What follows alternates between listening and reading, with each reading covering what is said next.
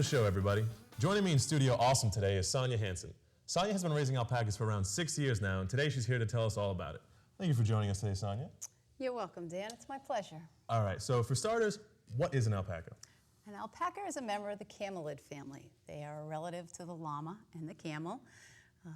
They are the smaller of the group, where a llama would be between 300 and 400 pounds. Generally speaking, an alpaca is around 200 pounds. So what inspired you to start raising these things?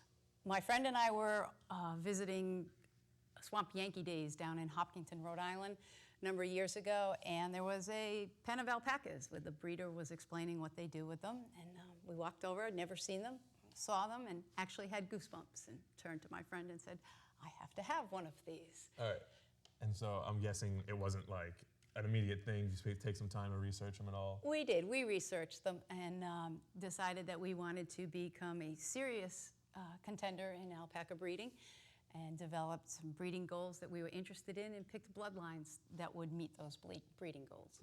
And so when did you first start raising them? We started raising them a couple of years after we looked, so it'd be about 5 years now that we've had them. We purchased 3 young animals from a farm in Rhode Island and 1 older girl from a farm in Vermont. And so at this point you have how many alpacas? We have 17 alpacas now. This is our class of 2010. We had 5, which was our biggest year, and they've done well, and we do believe that they are an improvement over their parents, which is our goal, and is every alpaca breeder's goal, is to improve the U.S. herd.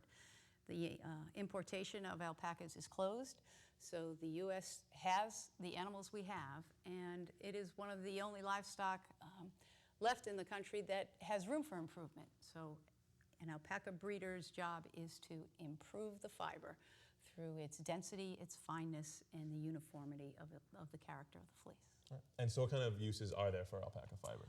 Our alpacas are sheared once a year.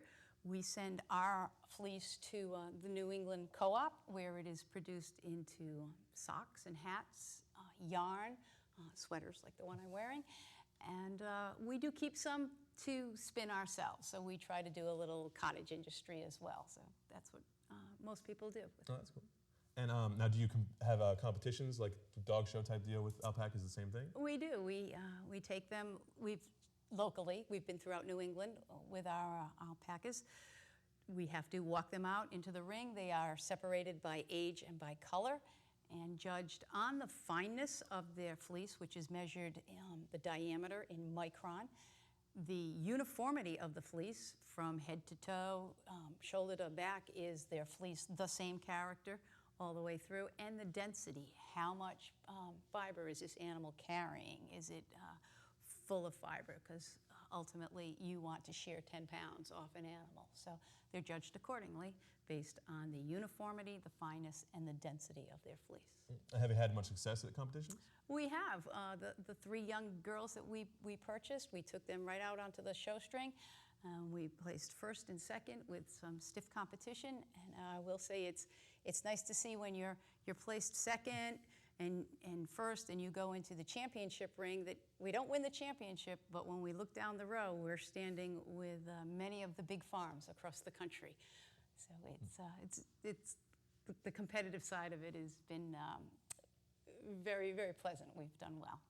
And I'm assuming it's harder for you as a smaller farm from a smaller state to stand up, so it's pretty big that you've been able to do that. Yes, it is. We don't have as many animals to breed, so we are very selective when we breed. The idea is the animals' offspring, which are called cria, have to be an improvement over their parents. So we take our best to the best that we can do, and we take the best to the best and hope for the best. You stack the odds in your favor. And I will say that the class of 2010 has been an improvement over their parents. All right, that's good to hear. So how can people find out about your farm specifically? You can visit us on Ice Pond Farm on Facebook or icepondfarm.com, and you can see the class of 2010, and you can follow them through their show career, which will start in the spring. All right. Well, that's all the time we have for today. Thank you very much for coming in today, Sonia. Thank you, Dan. It was a pleasure. All right, thank you guys for stopping by and listening to me talk to Sonia for a little bit.